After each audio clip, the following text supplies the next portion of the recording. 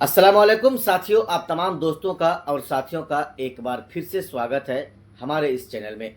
साथियों, इस वीडियो में हम आपको बताएंगे ओवैसी साहब का सीमांचल का न्याय यात्रा खत्म हो चुका है। असदुद्दीन ओवैसी साहब हैदराबाद पहुंच चुके हैं, लेकिन असदुद्दीन ओवैसी साहब के न्याय यात्रा को लेकर के हम दो बड़ी चीज़ें हैं जो आपको बताने जा रहे हैं। सबसे पहली चीज़, ओवैसी के सभा में लगने वाले भीड़, और भीड़ क्या बता रही है उस चीज़ को हम आपको बताएंगे। और दूसरा, ओवैसी साहब ने अपने सीमांचल के न्याय यात्रा दौरे के दौरान एक दो उम्मीदवारों का ऐलान किया है जो 2025 बिहार विधानसभा चुनाव लड़ेंगे। उससे पहले मैं आपसे एक छोटा सा रिक्वेस्ट करना चाहता हूं कि अगर आपने अभी भी हमारे चैनल को सब्सक्राइब नहीं किया है तो सबसे पहले आप हमारे चैनल को सब्सक्राइब कर लें। आइए साथियों, अब हम आपको पहली खबर की ओर लिए चलते हैं। ओवैसी साहब के सभा में लगने वाली भीड़ और उस भीड़ को आप कैसे देखते हैं और उस भीड़ के बारे में आप क्या सोचते हैं? जी हाँ, सही सवाल है और इसका जवाब यह है कि ओवैसी के सभा में या ओवैसी को देखने के लिए उमड़ी हुई भीड़ यह इस बात की गवाही दे रही है कि ओवैसी साहब सीमांचल में अपना झंडा फिर से 2025 के विधानसभा के चुनाव में गाड़ने जा रहे हैं। इस बात में कोई शक नहीं है।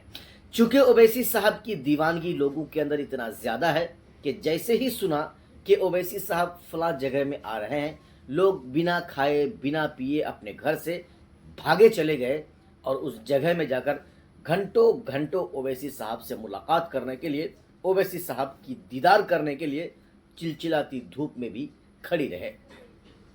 जी हाँ, इसलिए मैं आपको बता रहा हूँ कि यह भीड़ बहुत कुछ बयां कर रही है।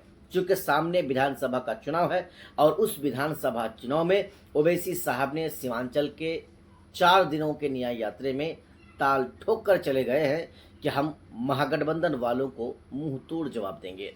मुंह तोड़ जवाब हम इसलिए देंगे कि हमारी पार्टी की तरफ से 2 बार नहीं 3 बार कोशिश की गई। 2 बार तो लेटर पैड में लिखकर भेजा गया और तीसरी बार बिहार के प्रदेश अध्यक्ष अख्तर उल इमान साहब ने तो ढोल नगाड़े बजाकर उनको ये चेताया पटना की धरती से, सरजमी से, कि अगर आप हमें महागठबंधन में शामिल करना चाहते हैं तो बस महज 6 ही सीटें हमें दीजिए और आपके साथ गठबंधन करके हम बिहार से बीजेपी को भगाएंगे, बीजेपी की सरकार को खत्म करेंगे और बीजेपी को बिहार से जड़ से उखाड़ कर फेंकने का काम करेंगे। लेकिन साथियों, आरजेडी वालों ने, महागठबंधन वालों ने ऐसा नहीं किया और फाइनली ओवैसी साहब को अपने साथ गठबंधन में लेने से इनकार कर दिया। सीमांचल न्याय यात्रा के दौरान ओवैसी साहब जितनी भी बातें लोगों के सामने रखे, सबूत के साथ रखे, और फिर जब ओवैसी साहब लोगों को संबोधित किए तो ओवैसी साहब की बातों को लोग जमकर सुनते रहे। हैरानी की बात अगर मैं आपको बताऊं तो साहब, अमोर विधानसभा, जहां से अख्तर उल इमान साहब ओवैसी के विधायक हैं, उनके विधानसभा में जब प्रोग्राम हो रहा था तो ज़ोरदार बारिश हो रही थी और इतनी ज़ोरदार बारिश हो रही थी कि सब लोग भीग चुके थे और सब लोग खड़े खड़े भीगते भीगते ओवैसी साहब की बातों को सुन रहे थे, लेकिन किसी ने भागने का नाम नहीं लिया, कोई टस से मस नहीं हुए।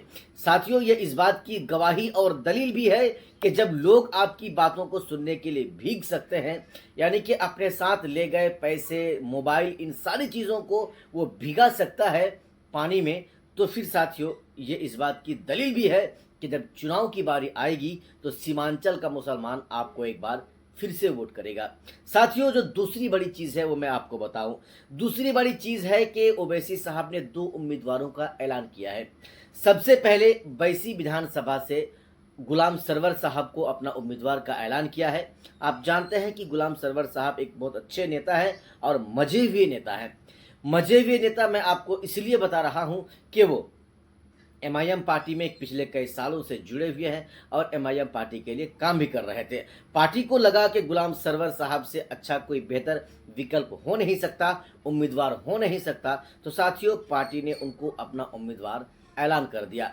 दूसरी साथियों, बलरामपुर विधानसभा से, कटिहार के बलरामपुर विधानसभा से ओवैसी साहब ने, असदुद्दीन ओवैसी साहब ने एआईएमआईएम पार्टी के राष्ट्रीय प्रवक्ता और बिहार के युवा प्रदेश अध्यक्ष आदिल हसन साहब को अपना उम्मीदवार घोषणा किया है। साथियों, अब देखने वाली बात यह होगी कि कितने लोग इन लोगों को वोट करेंगे, कितने लोग इन लोगों को वोट नहीं करेंगे, ये तो आने वाला समय बताएगा। लेकिन जो चीज़ है वो मैं आपको बता रहा हूं कि सीमांचल में ओवैसी साहब की पार्टी ऑल इंडिया मजलिस इत्तेहादुल मुस्लिमीन 2025 के विधानसभा चुनाव में बहुत कुछ करने वाली है, चाहे किसी को खराब लगे चाहे किसी को अच्छा लगे। यकीनी तौर पर मैं आपको कहता हूं कि इतनी भीड़, इतने लोगों की भीड़, इतनी बड़ी भीड़, इतनी गाड़ियों का काफिला, ये उस वक्त किसी नेता के पीछे हो सकता है कि जब तक वहां के लोग उस नेता को पसंद नहीं करते हैं। यकीनी तौर पर ओवैसी को लोग अच्छा समझते हैं, ओवैसी के बारे में अच्छा सोचते हैं, ओवैसी को वोट करने के बारे में सोचते हैं, तभी जाकर ओवैसी के सभा में ओवैसी को देखने के लिए इतने लोगों की भीड़ लगती थी।